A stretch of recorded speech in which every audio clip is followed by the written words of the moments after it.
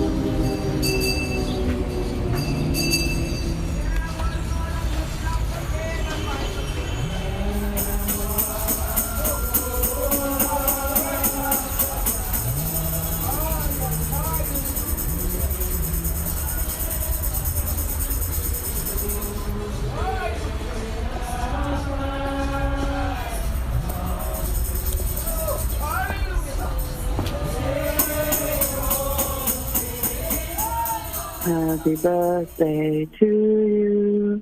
Happy birthday to you. Happy birthday, dear Taja. Happy birthday to you and many more. I love you.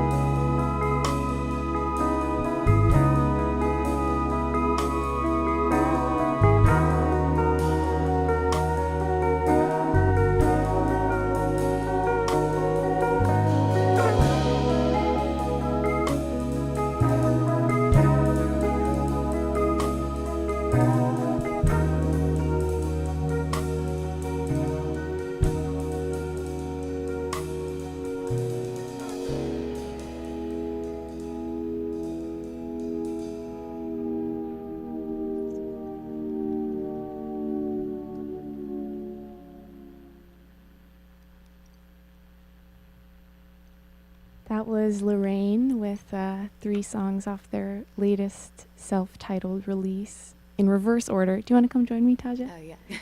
I think in reverse order, correct me if I'm wrong, we heard Which Fork I'll Be. Before that was Bat, and we started with Ato's Shelf Inside Your Head. Does that sound right? Yeah, that sounds right.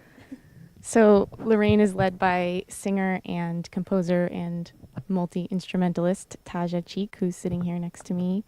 And Taja, do you want to introduce the rest of the band? Oh, yeah. Ben Katz is on keyboard and saxophone. The one and only Dev Starks on bass, and Buzz Donald on drums and SPD. And you're playing, do you want to tell us about what you're playing? I don't know if folks can see from the video, but she's got this whole setup on the ground, which involves... Yeah. I have this foot-operated bass synth that I found online a while ago. I've been looking for one because I used to follow this band Phenomena a lot, and I think they had one, and I found one on Craigslist, and I finally found a way to use it. So that, and then guitar and some vocal effects. And Sounds things. Great. Yeah, the bass is really cool. The spinny tube, I forgot. That's the most important part. Oh, the spinny tube. Yeah, yes. I don't know what it's called, but I wonder if there is a name for those. The overtones are twirly. Yeah. A twirly. Yeah. A twirly. The overtones are so beautiful. It's like the faster you spin it, the higher pitches come out. Yeah. It takes a lot of skill to do that. Beautiful. We mic'd that for people who didn't notice. Just for that one purpose. Just for that one purpose. So normally we do a song and then conversation and then a song and then conversation, but you guys were kind of interested in doing a continuous set. Can you talk about sort of what inspired that and what your sort of vision is there? Yeah, I guess it's sort of rooted in the album in a way where I don't think anyone really listens to anything in one chunk anymore. I don't even. Yeah, exactly. But it was an attempt to try to create something that would inspire someone to listen to something for a longer period of time. Yeah.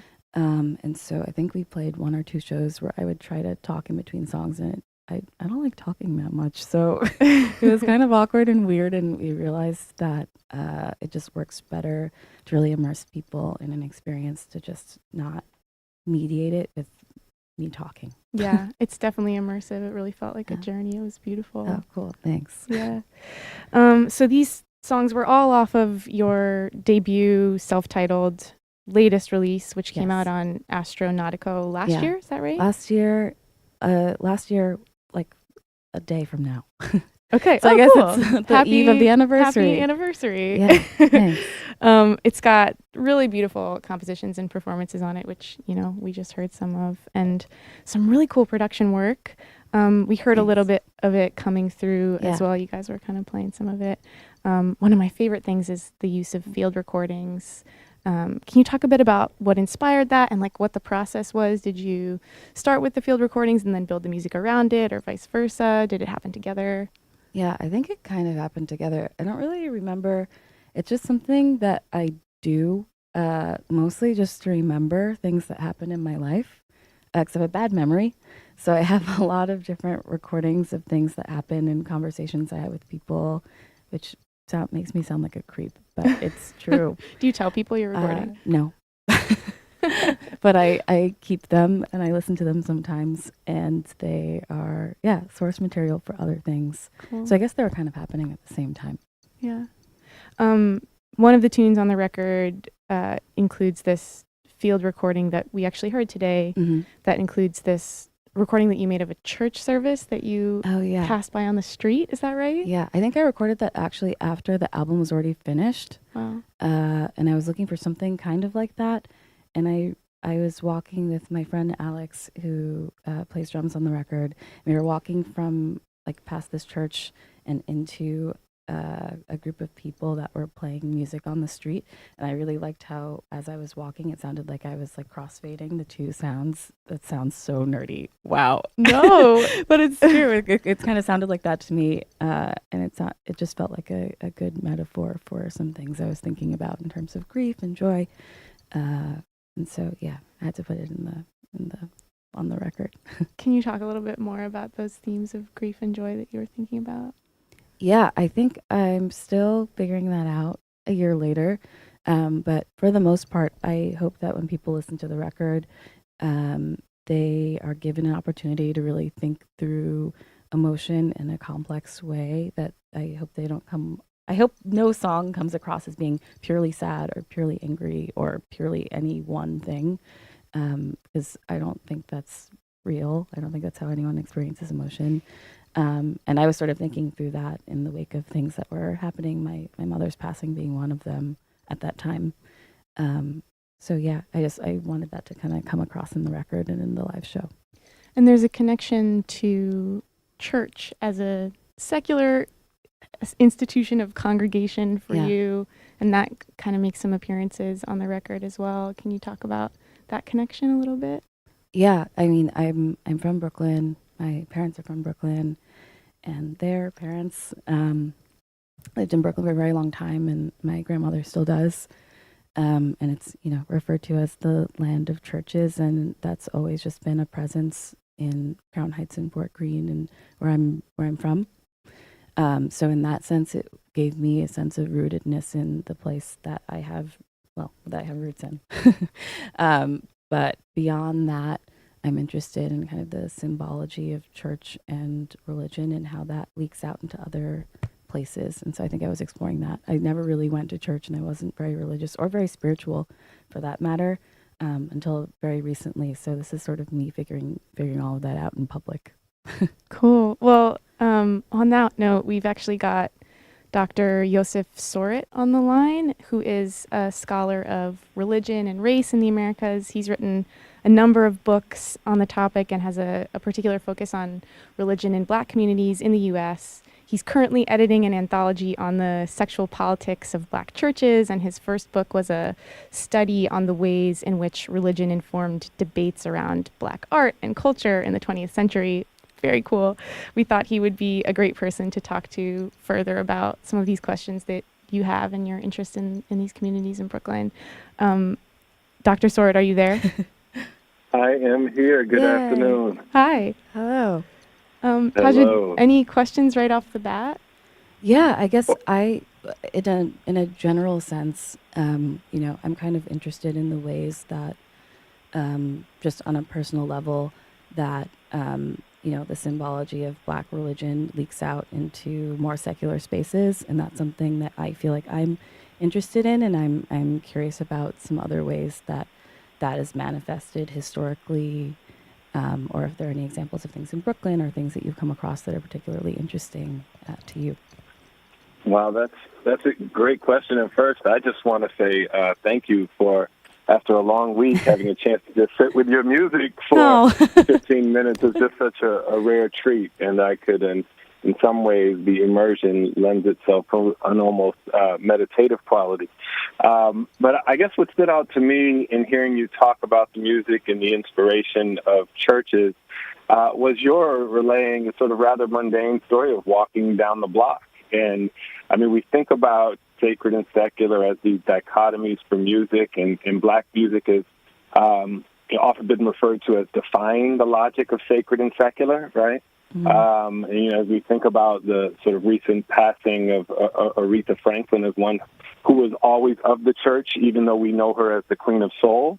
So we could think about those sacred secular logics in that way, but also just the very mundane act of music spilling out of a church onto the sidewalk, right? The sort of sacred space of the sanctuary that is never fully partitioned by the walls of the church, right? And that is both sort of something that often has invited, right, bystanders or neighborhood folks into the sanctuary, but it's also been perceived as a threat. So the idea of music spilling out onto the street is something that is a recurring theme going back to the Great Migration, right? The idea of storefront churches, whether in Bed-Stuy or up in Harlem, is that these migrants bring these sacred sounds that are not easily cordoned off into the space of the church. So it's fascinating that you found inspiration in a contemporary moment of that sacred sound spilling out into the mundane of just pedestrian life in Brooklyn. Oh, that's interesting. I that really resonated with me on a lot of levels, but I'm currently preparing for a performance at St. Augustine's Church in the Lower East Side. And I've learned very little about that history, but what I have learned is that there are like slave galleries in the church. Just kind of thinking about the ways in which the church space itself can be divided, like it can spill out and it can also be divided within itself. Yes. And so I'm just curious if you have any more information about that history as I'm kind of just thinking about it now.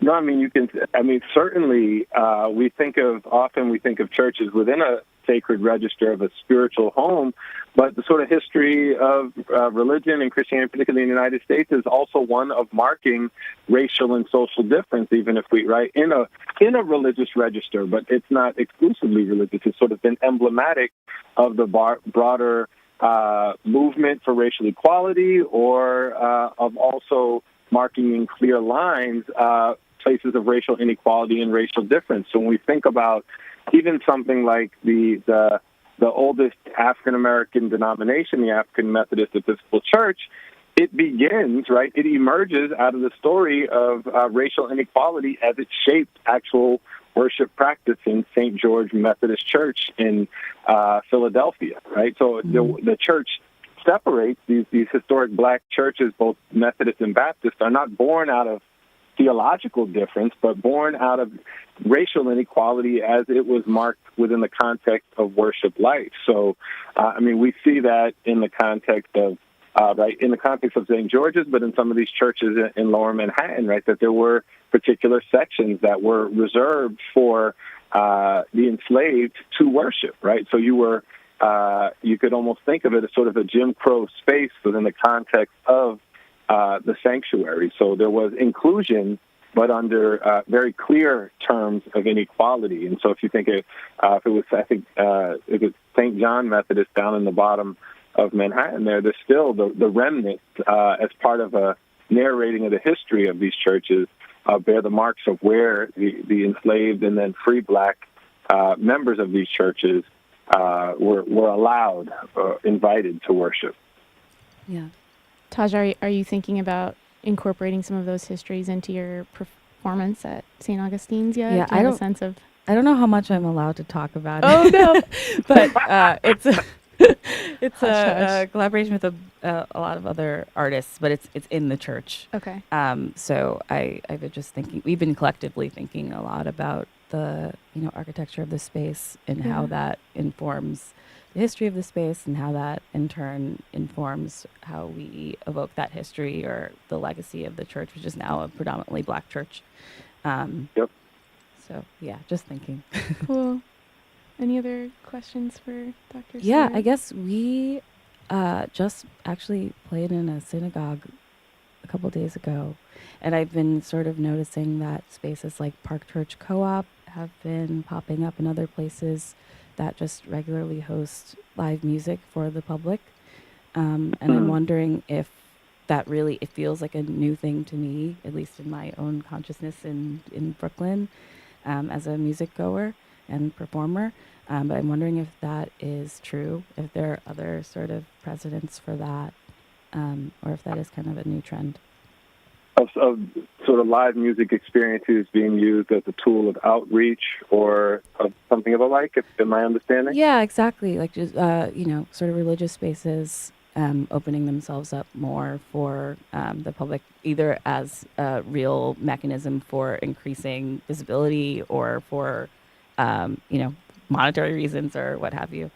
Yeah, right. And that's what's also so interesting and fascinating and complicated about the role of music in the church, right? Because there's often, in some ways, this notion that even more so, or it's sometimes contesting sites of authority as to what holds more power and importance in the life. Is it the preached word or the music itself that draws people, right? And there's sort of these images, these ideas of competing powers between the pastor and the musician. But as it relates to sort of the history of music in this way, in some ways I think it is new, right? That in the degree to which churches engage with new musical forms, or maintain sort of relevant music ministry is often a barometer for how much or how many new people will enter the church. But the music of the church in many ways always reflects the development of the day. So I think of, just as one example, hearkening back to the 1960s, right? In this moment of experimentation with jazz and what have you, that there are a number of churches that then inaugurate jazz vesper services. And sometimes those jazz services take place in the context of Sunday morning. Sometimes they may be Sunday evening or Friday evening, so not necessarily catering to those who are a member of the church, but a way of meeting some sort of different audience. And even to this day, you'll have churches that can create a contemporary worship experience, or some have even started hip-hop services that may not take over the main ritual on Sunday morning, but find themselves as a way of reaching a different audience or population, whether for the purpose of fundraising or for proselytizing or for all the above. So I definitely... in some ways, they're new in that they engage with the new musical developments of the moment. But the degree to which churches are able to innovate musically, I think, has long been a barometer of the degree to which a church will continue to thrive in new times. I love the word Vespers. That really resonates with me, particularly for your live set. It does feel kind of like a not jazz Vespers. Taja sometimes calls her genre cheekily not jazz, but it definitely feels like Vespers. Dr. Sword, I think we've got to call it. Thank you so much for thank you so much chatting with us today. Well, thanks for including me, and thank you again for the music. It was beautiful. Oh, thank you. Yeah. I'm looking forward to digging into the books. Yeah. No, please do. Please do. All right. Thank you. Thank you. Taja, I think we're going to call it. Great. Thanks so much for having us. Being here, you guys. That was a beautiful set. And you're on your way to another show, right, this evening? Yeah, we're on our way to Basilica Soundscape in beautiful Hudson. And also, I got word just before we played also that, as you know, it's the anniversary of the record, and it's being re-released on vinyl, which is very exciting, today. Okay, and there are a bunch of remixes that are being offered as a part of the package. So great. Yeah. Well, we've Lots had to celebrate. We've had Lorraine here today. You can get their record on vinyl hopefully very, very soon. And check them out online, Bandcamp, Spotify, all the places. All right. I'm Lora-Faye Åshuvud.